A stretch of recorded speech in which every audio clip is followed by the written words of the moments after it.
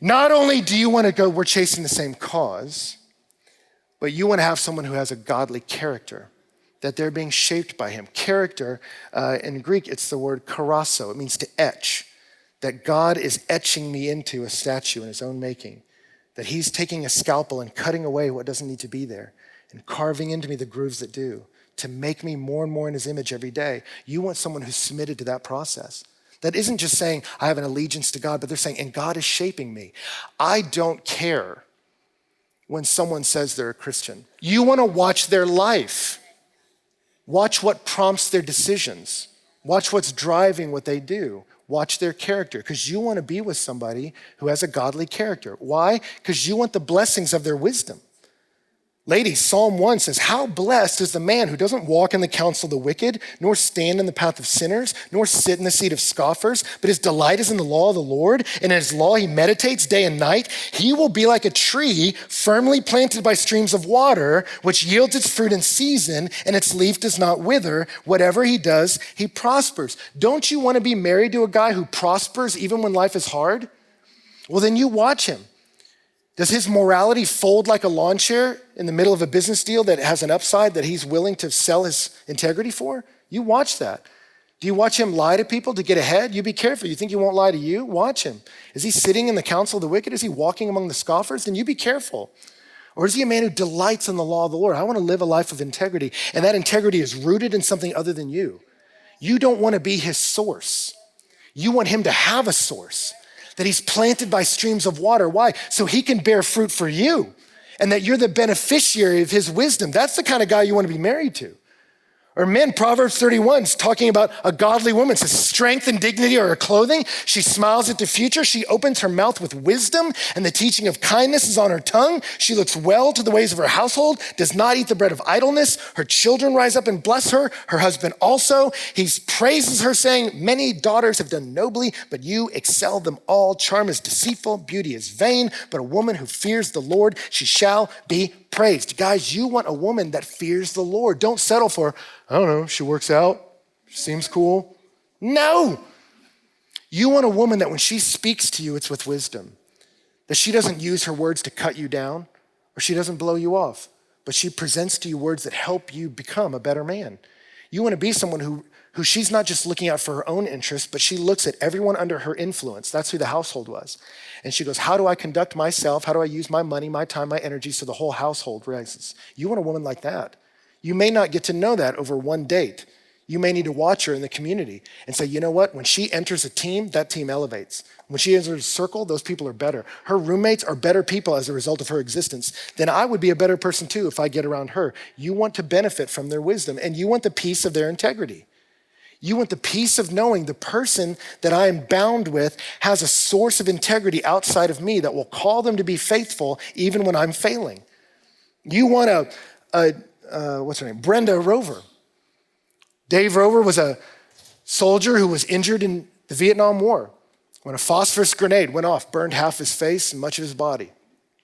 And Dave told the story of being in the ICU and watching the man next to him who was also similarly injured, watching his fiance walk up to the bed and say, look at you, you're an embarrassment. I can't be seen with you.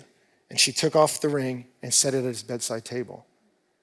And he said when he saw that, it terrified him because he saw what a grotesque his face had become. He was scared of what his girl would say when she walked in. And he said she walked in and she looked down at his face and said, welcome home, and gave him a big kiss. And that's what you want. You want the person that's gonna love you for better or for worse, in sickness and in health. You want the peace of their integrity. Ladies, you wanna know he is fighting for purity sexually. If he's doing it now as a single guy, you know he'll do it when you're married, that you won't have to be nervous when he's gone on a long work trip of what he's doing in that hotel room. You want the peace of knowing my man fought for holiness when I was out of the picture and when I was in the picture. So when he's out of town, I'm not worried. I trust him. You want the peace that comes with being married to somebody who has integrity. You won't find that out on date one. So tell me more about your sexual history and practices. You probably shouldn't lead with that. But Paul told Timothy in 1 Timothy 5, don't lay hands too hastily on somebody and share in the responsibility of their sin for others. He was talking about when you lay hands on someone and dub them a leader of the church. He says, don't hurry up and call someone a leader. He says, some people, their sins are quite evident going before them to judgment. Others, their sin follows after. He says, some people, you knew they were trouble when they walked in. So don't marry them. Other people, they present well. They look great, they look cool, and then after a couple months, you go, you know what? He's always kind of demeaning to the waitstaff.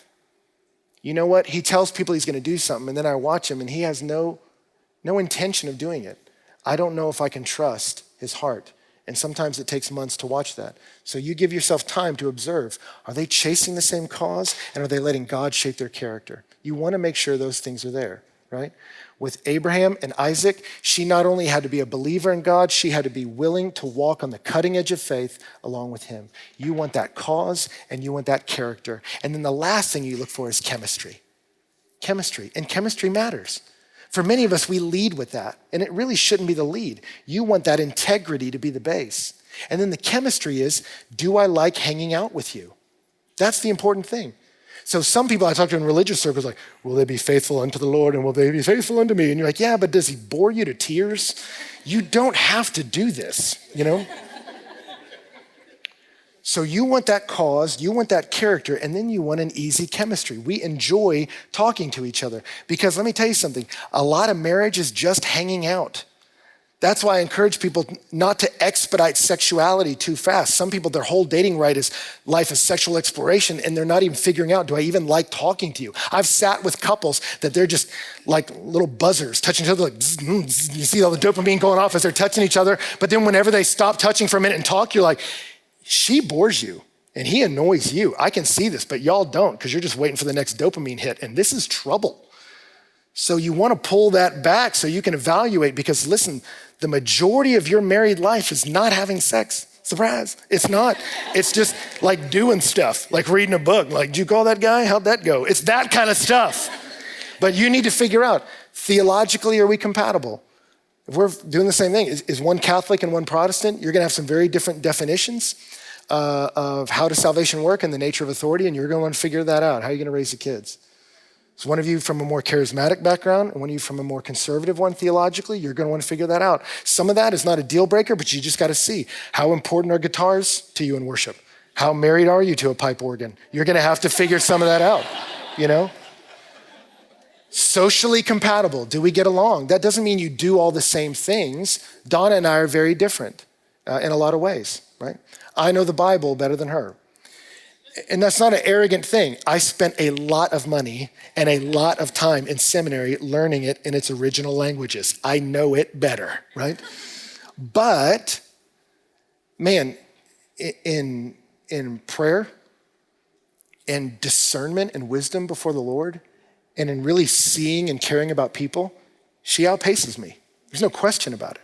So you're not looking for someone that's the mirror image of you. You're looking for a complement with you, right? And so are all of our interests the same? No, when we got married, I was really into running. She was not. But I had to realize, you know what? That's not a deal breaker for me. It really isn't. I can run by myself, but I really like the outdoors. And if she didn't, that would have been problematic. And so you look and you go, you're not looking for a mirror image of me. I'm looking for a complement. And there will be some things we share and some things we don't. But at the end of the day, do we share the big things? And do we really enjoy each other? And are we sharpening and making each other better?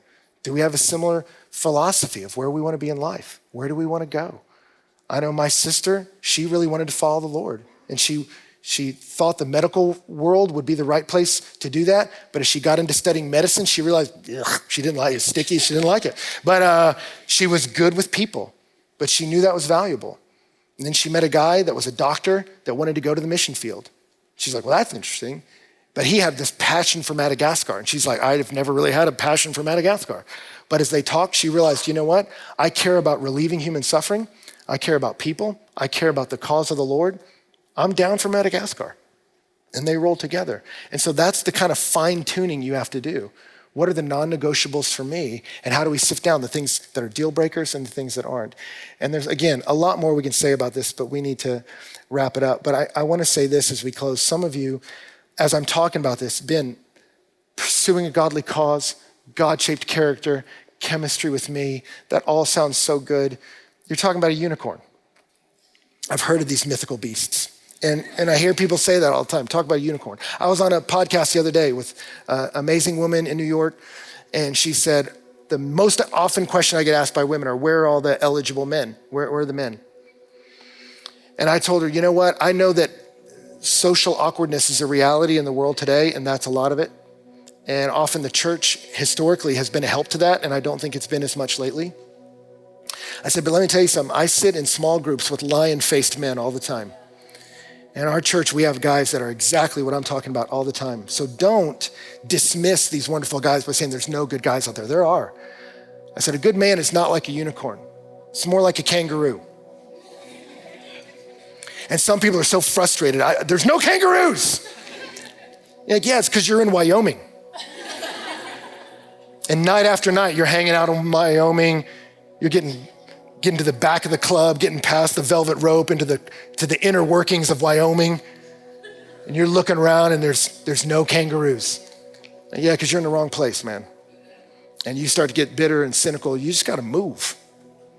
And some of you, you're looking for a godly woman, you're looking for a godly man, but you're looking in crazy places. And so let me tell you something. It's meant to start in community. And this isn't a pickup joint. That's not why we're here. We got one cause we're chasing. But as we chase that cause together, we are a community. We are mentors, we are mothers, we are fathers, we are brothers, we are sisters. And we will be people who treat one another with respect and love, and we will see people get married in this house, and that's how you want it. That we're gonna all run together. We're gonna all journey together. So you just get involved in a community chasing God's cause, and you trust that the God who loves you and takes care of your eternity will also take care of your present. Amen.